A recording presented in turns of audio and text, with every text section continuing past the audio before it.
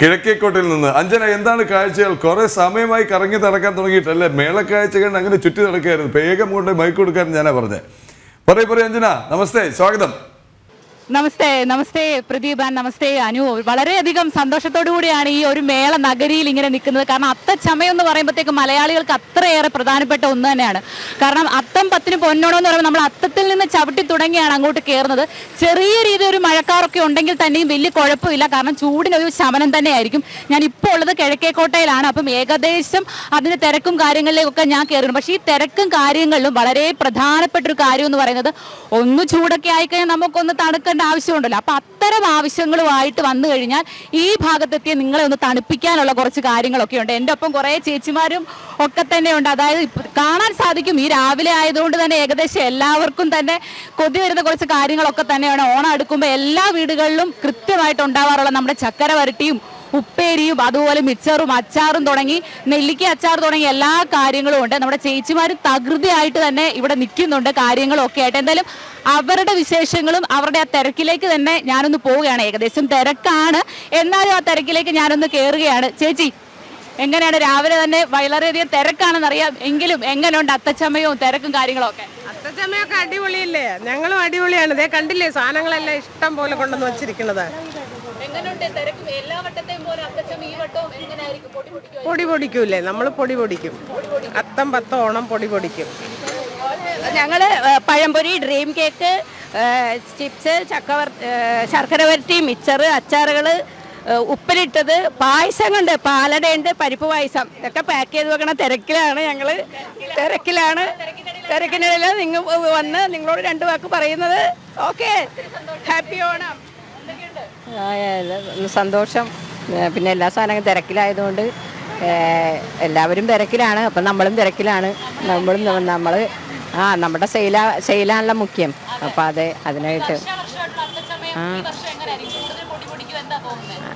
കൂടുതൽ പൊടി പൊടിക്കുമെന്ന് വെച്ചാൽ നമ്മളുടെ ഒരു വയനാട് ദുരന്തത്തിൻ്റെ പശ്ചാത്തലത്തിൽ നമ്മൾ അതും ഉൾക്കൊണ്ടുകൊണ്ട് എന്നാലും മലയാളികൾ ഓണം ആഘോഷിക്കുമല്ലോ. അപ്പം അതിൻ്റെ തിരക്കിൽ എല്ലാവരും അതേപോലെ നമ്മളും തിരക്കിൽ നിൽക്കുക. ചേട്ടനോടൊന്ന് ചോദിച്ചു നോക്കാം, എങ്ങനെയുണ്ട് ചേട്ടന്റെ ഒരു പ്രതീക്ഷയും കാര്യങ്ങളും? ചേട്ടൻ കുറെ വർഷമായിട്ട് അത്തച്ചമയം ഇങ്ങനെ കണ്ടു നിൽക്കുന്ന ഒരാളാണ്. ഈ വർഷം എന്തായിരിക്കും കൂടുതലായിട്ടുണ്ടാവാൻ സാധ്യത? ഈ വർഷം ഇപ്പോൾ നമ്മുടെ ചേച്ചി പറഞ്ഞ പോലെ തന്നെ ഈ വയനാട് ദൂരം നമുക്കൊരു വിഷയമാണല്ലോ. അപ്പോൾ അത് ആഘോഷം വളരെ കുറച്ചുണ്ടെന്നാണ് കേട്ടത്. എൻ്റെ വീട് കൂടിയല്ലേ, ഞാൻ മോട്ടോക്കാരനാണ്. ഞാൻ എല്ലാ കൊല്ലം വന്നതാണ്. പക്ഷേ എങ്ങനെയാണെന്ന് ഗ്രൗണ്ടിൽ ചെന്നെങ്കിലും അറിയാവുള്ളൂ ആഘോഷം എങ്ങനെയാണെന്ന്. അതെ, അത് തന്നെയാണ് പറയാനുള്ളത്. ഏതൊക്കെ കാര്യം വന്നാലും എന്തൊക്കെ വന്നാലും ആഘോഷം വിട്ട് മലയാളികൾക്ക് ഒരു കളിയില്ല. അത്രത്തോളം തന്നെ നമ്മൾ കൊണ്ടുപോകാറുണ്ട്. ഈ ആഘോഷത്തിനിടയിലും കപ്പലിൻ്റെയും കാര്യങ്ങളും അങ്ങനത്തെ കുറച്ച് കാര്യങ്ങളും കൂടി ഇവിടെ ഒരുങ്ങുന്നുണ്ട്. അപ്പോൾ അതും വളരെയധികം പ്രിയപ്പെട്ടതാണ്. പിന്നെ പറയാനുള്ളത്, വളരെയധികം തിരക്ക് ഇങ്ങനെ ചെറിയ രീതിയിൽ തന്നെ കൂടിക്കൂടി വരുന്നുണ്ട്. ആ തിരക്കിനൊപ്പം കിടപിടിച്ച് നിൽക്കാൻ ജനം ടിവിയും ഒപ്പം ഉണ്ട് എന്നുള്ളതാണ് ഏറ്റവും സന്തോഷകരമായ കാര്യം.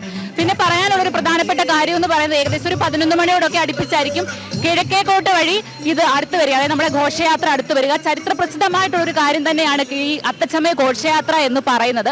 കുറേ കാര്യങ്ങൾ, അതായത് ചരിത്രപരമായി തന്നെ ശ്രദ്ധിച്ചു തുടങ്ങിക്കഴിഞ്ഞാൽ പറയാൻ ഏറെ ചരിത്രവും കഥകളും നിറഞ്ഞു നിൽക്കുന്ന ഒരു കാര്യം തന്നെയാണ് അത്തച്ചമയ ഘോഷയാത്ര. നമ്മൾക്ക് ഒട്ടും തന്നെ മറക്കാൻ സാധ്യതയില്ല. കാരണം എന്ന് പറയുമ്പോഴത്തേക്കും മയിലാട്ടവും വാദ്യങ്ങളും കരകവും അതുപോലെ കേരളത്തിന്റെ തനതായിട്ടുള്ള നാടൻ കലാരൂപങ്ങൾ ഉൾപ്പെടെ ഏകദേശം 59 ഇനങ്ങളാണ് നിരത്തിലിറങ്ങുന്നത്. ഒപ്പം തന്നെ 15 നിശ്ചല ദൃശ്യങ്ങളും ഇന്ന് നിരത്തിലിറങ്ങുന്നുണ്ട്.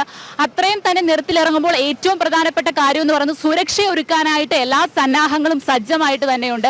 ഒപ്പം തന്നെ ഈ തിരക്ക് കൂടുമ്പോഴത്തേക്കും ഏറ്റവും പ്രധാനപ്പെട്ട കാര്യം എന്ന് പറയുന്നത്, ഒരു തരത്തിലും മലിനമാകാതെ അല്ലെങ്കിൽ മാലിന്യത്തിലേക്ക് കൂടുതൽ എത്താതെ ശ്രദ്ധിക്കുക എന്നുള്ളതാണ്. അപ്പൊ അതിനുവേണ്ട ഹരിതകർമ്മ സേന ഉൾപ്പെടെ അല്ലെങ്കിൽ NCC കേഡറ്റുകൾ തുടങ്ങി കുട്ടികൾ ഉൾപ്പെടെ നിരത്തിൽ വളരെയധികം നിയന്ത്രണങ്ങളുണ്ട്. ഈ തിരക്കിനിടയിലും ആളുകളും സജ്ജമാണ്. അപ്പം ഏകദേശം തൃപ്പൂണിത്തുറ കൂടുതൽ സുന്ദരിയായി ചമയങ്ങളോടുകൂടി തന്നെ പ്രേക്ഷകരിലേക്ക് എത്തും എന്ന് തന്നെ പറയാൻ സാധിക്കുന്നുണ്ട്. ആ ഒരു തിരക്കിനൊപ്പം തന്നെയാണ് ഞാനും നീങ്ങുന്നത്. കാണുമ്പോൾ തന്നെ ഏകദേശം മനസ്സിലാവും തിരക്ക് കൂടി വരികയാണ്. കാരണം ജോലിക്ക് പോകുന്നവരും അങ്ങനെ തുടങ്ങി കാര്യങ്ങളിലേക്കൊക്കെ വരുന്നുണ്ട്. പിന്നെ ഓണം അടുക്കുമ്പോൾ നമുക്ക് ഒട്ടും മറക്കാൻ പറ്റാത്ത കാര്യമാണ് ഓണം അല്ലെങ്കിൽ ഓണത്തിന്റെ പൂക്കളം എന്ന് പറയുന്നത്. അപ്പൊ അത്തരം പൂക്കളങ്ങളും കാര്യങ്ങളും ഇവിടെ ഇങ്ങനെ ചെറിയ രീതിയിലൊക്കെ തന്നെ സെറ്റായി വരുന്നുണ്ട്. ചെറുതാണെങ്കിലും വലുതാണെങ്കിലും പൂക്കളും ആഘോഷവും എന്നും മലയാളികൾക്ക് പ്രിയപ്പെട്ടതാണ്. പിന്നെ അതിന്റെ നിറത്തെപ്പറ്റി പറയേണ്ടത് വളരെയധികം പ്രധാനമാണ്. ഓറഞ്ച്, അല്ലെങ്കിൽ അതുകൊണ്ട് മജന്ത, മഞ്ഞ തുടങ്ങിയ നിറങ്ങളിലും നമുക്ക് പൂക്കൾ കാണാൻ സാധിക്കുന്നുണ്ട്. അഞ്ജന തുടരുക, അവിടെ നിന്ന് പോകരുത്. ആ കാഴ്ചകൾ, വിശേഷങ്ങൾ നമുക്കറിയണം.